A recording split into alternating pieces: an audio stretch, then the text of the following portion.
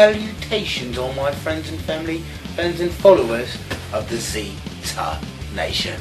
Ladies and gentlemen, boys and girls, children of all ages, thank you for joining us here for episode 91 of The Revolution. I am your host with the most from the east to the west coast, like peanut butter on your Bubba breakfast toast. The one-take wonder, the man who will steal your thunder, the one, the only, Emperor Zita. And I am coming to you, as always, from the Fortress of Solitude here in Etobicoke, Ontario, Canada. So this week we have a very awesome first part of Anthony's birthday celebration for you. Katherine gives us all her best impression of the superheroes with a trip to Toys R Us. Plus, on Comic Book Day this week, with Katherine and Anthony, we have a special guest appearance this week from Paul Scoot Riches.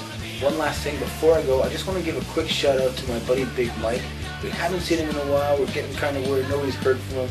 So if you guys know him out there in Zita Nation, tell him to come into Excalibur, we all miss him very much. Anyways, that's enough for me. Let's get on with the show. Rock and roll, baby! And here we go.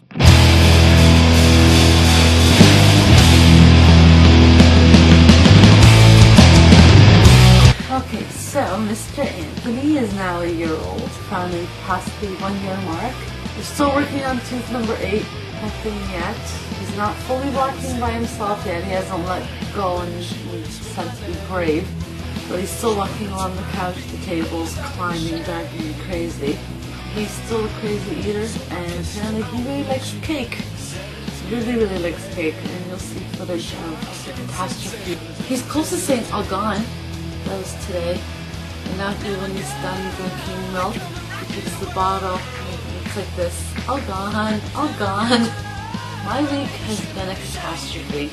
Between the flu, beginning of last weekend, and the start of the week. Got a headbutt from hubby on Tuesday morning accidentally, which was 4 days of everyday headaches on and off. Went to go get it checked out, and it turns out I have a mild concussion. It kind of really sucks because it hurts. Friday I had it from the morning till after I finished work into going to the doctor's. So it's just been a pain in the butt. Yay. So for 4 days I'm not allowed to do anything. I'm not allowed to text, I'm not allowed to read, no computer, no lifting. I get to be a princess for 4 days. Really a pain in the butt. They come and rock your world. Never go. They make me shimmer and shake. Standing in the midnight rain. I got my head on top of the shade. Never go. Come on, take me home tonight. Take it.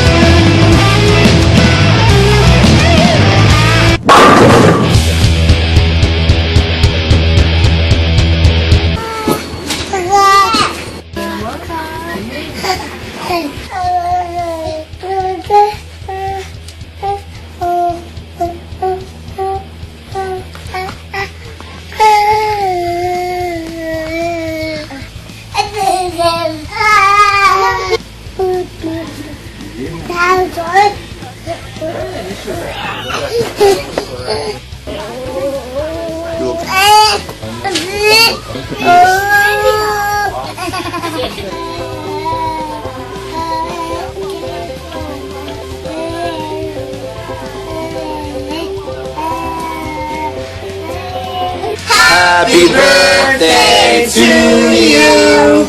Happy birthday to you. Happy birthday, dear Anthony. Happy birthday to you.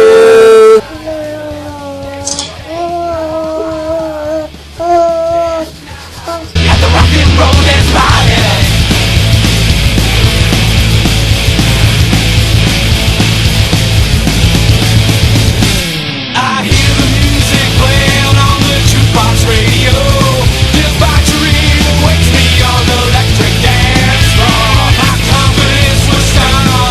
Sweet of it. She was looking kind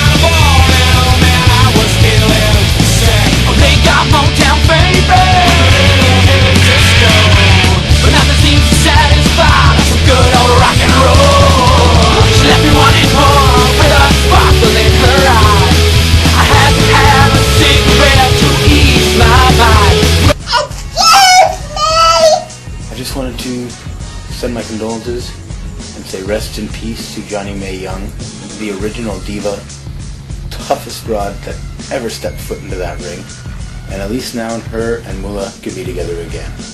Rest in peace, Mae Young. So Raw this week had its highlights. There was some pretty awesome stuff on it. SmackDown was okay too. I liked some of the storylines they had going in to the Royal Rumble, which is quickly approaching, a week away.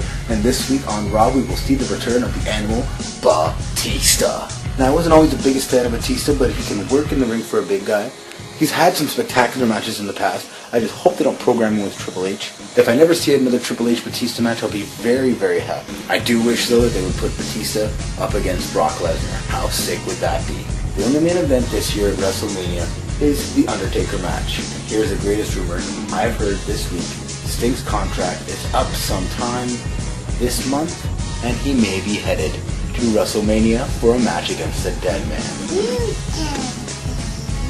Apparently Randy Orton kicked Cena's dad in the head again. Oops, sorry, this time he beat the crap out of him while he was sitting front row. This is why the Cena-Orton feud is over, it's done with. They're even going back to the stuff that they did midway through the feud. No originality, nothing that's really drawing me to this WWE Championship match, because the man who should be in that match is not. Now don't get me wrong, I do want to see Cena come out of this program as champion. I do want to see Cena go into WrestleMania as champion. But the man who should be in this match is Daniel Bryan. Yes! Yes! Yes! I don't know if you guys caught Raw this week. What a quick heel turn back. And you want to know why? Because Vince McMahon was scared he was going to lose his newest cash cow. He thought people were going to turn on Bryan, so he quickly switched them back, seeing as how he didn't get booed not once. Went into the match of Wyatt, came out of the steel cage as Daniel frickin' Bryan, the man in the kingdom of yes. He had the entire arena chanting along with him. I haven't seen that kind of reaction for a superstar since Stone Cold Steve Austin. WWE needs to cash in on that and have him win the Royal Rumble. It's clover time! My other favorite for the Rumble, CM Punk, I know he's not coming out of that as the winner. Somehow the Authority is going to screw him in the end, and he's going to end up with a match against Kane at No Way Out. And then, inevitably, that Punk will feud with Triple H. And him and Triple H will have a WrestleMania match, thinking that they're both the main event when they seriously will not be. Woo, woo, woo! You know. And then there is my poor lost superstar, Zack Ryder. He's hoping to get into the Rumble. We as his fans are hoping he gets into the Rumble. But with only 30 spots, I doubt he's going to make it into the match. I doubt we'll even see Zack Ryder before the Rumble. Unfortunately, his backstage segments just don't exist anymore. I am serious, bro! At most, he'll job to someone before the Rumble to give them a quick, easy win and gain momentum going into the match of the year. TNA seems to be getting rid of all their homegrown talent. Why doesn't Zack Ryder, as I've said many times before, just wait till his contract's up and go down there? Can't be worse than what he's doing now. Right.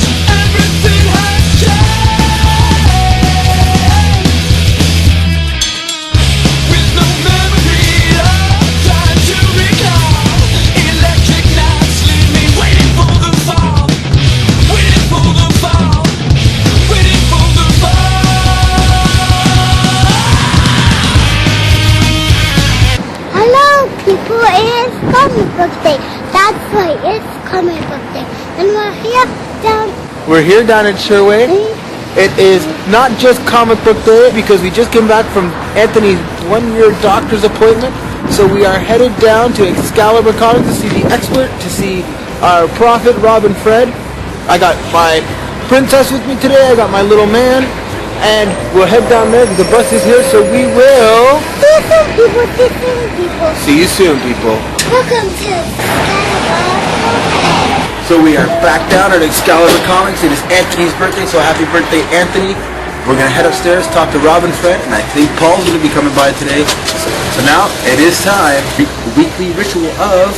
The Steps of Doom. Steps of Doom. This is Excalibur Comics, 3030 Bloor Street West, upstairs above the Kingsway Theater. Okay, we'll start off with, of course, Miracle Man #1. Now, from people who don't realize, this is actually a book that was published years ago by Eclipse Comic Books, and it was written by Alan Moore and drawn by a number of British artists.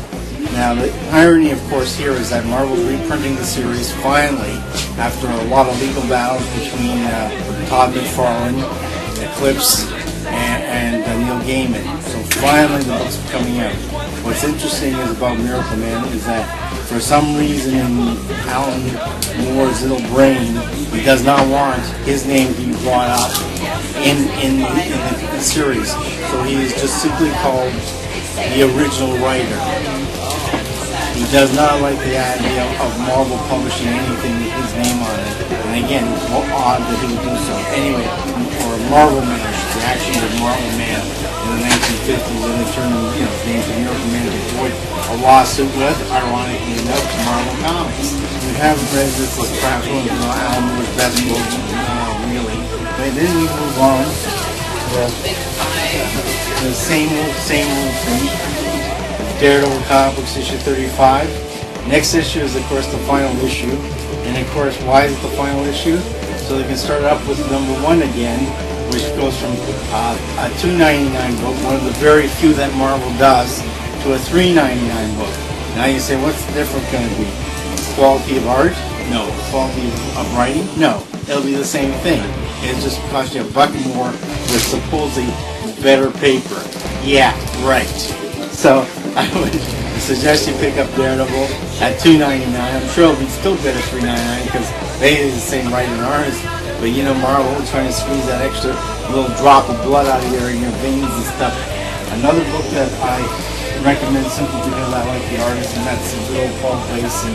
Unfortunately, Lacey, I want to say he's hit hard times, but he's doing the G.I. Joe special missions. Chuck Dixon's a good writer too, but not to just say anything else, but he's a good one. And Lacey's a great artist, but again, it's a pity these guys can't be doing something a little bit better than G.I. Joe special missions. Now, the other book that I'm going to recommend, which will not maybe be with us much longer, that is good old Warlord of Mars, okay? I don't know if the world guys have won or what, but this was supposed to be in public domain. Ha-ha. It's not. Old Dynamite's putting out the book. It's fairly nice. The covers are just gorgeous. Unfortunately, the artwork is not as good, but it's not bad either. Maybe 3 more issues, and that might be the end for Warlord of Mars. Okay? Alright. There we go. Paul shows up to tell us about all the bad DC books. Green Team, #1. Fred has all my issues, right, Fred? Yeah, right. You got the original one, the original one from the 70s, and that's it. The original one. Was that 1955 when you were 2? First. Bane beats up Killer Croc last issue. This is for you. This is for you, Big Mike. When are you going to come and pick it up? I'm gonna keep this for Big Mike. I don't know when he's gonna come. He's probably busy with his friend. He might even be in Australia for all we know, Just hit me. Something is on my mind all the time. You say, follow the money, right? Like the great civilizations. Just follow them. First it was sumo, we invented supposedly the money system. Then we went to Babylon, went to Egypt, all these great civilizations. Then to Rome, and then eventually UK, United Kingdom, and now America. But if you look at where the money's going now, especially exiting all the Western countries, it's going to China now. I was thinking maybe that's the next next great civilization they're going to create. Because it was invented, they say, in Sumer. And these family bloodlines move from all. Eventually now, I think they're going to settle it in China. Because if you look at the United Nations, they all say, prime example of all the countries they want to be. And you know, the elite run the United Nations. None of these guys are elected. And any law passed by United Nations, countries slowly adopt it. So that's the elite law anyways. They claim that China is the model state that all the countries should follow. Basically, is whatever the government says, you better follow, or else we throw you in jail, or we execute you and charge your family for the bullet. All the gold being mined right now, they say about 2,600 tons every year. You look at what ends up in China the last couple of years, they import about 2,600 tons. So they're basically buying up all the gold. Whoever owns the gold, they say, rules. Some theorists postulate that they're buying up all the gold to create a gold-backed currency, which will eventually be put in the market to throw the US dollar. Now, this is all speculation, but I think the elite are actually going to move over there. They put all the industries over there, they shifted all the taxes that we put and Americans put in, build factories over there. Yeah, it's just my opinion. So. Well, it is done. Another episode of the Zita Nation is over. Thank you for joining us here for episode 91 of The Revolution, and come back next week for a brand new episode right here on YouTube. Go back and check out all of my other episodes right here on YouTube, and subscribe to my channel, One Word Emperor Zita, right here on YouTube. Pick up your Drop Dead Pinups, Electric Night CD, check them out on iTunes, and follow them on Twitter for all the news about their brand new album at Drop Dead Pinups. Don't forget to follow me on Twitter at Emperor Zita. And head down to Excalibur Comics for all of your comic book and conspiracy theory related needs.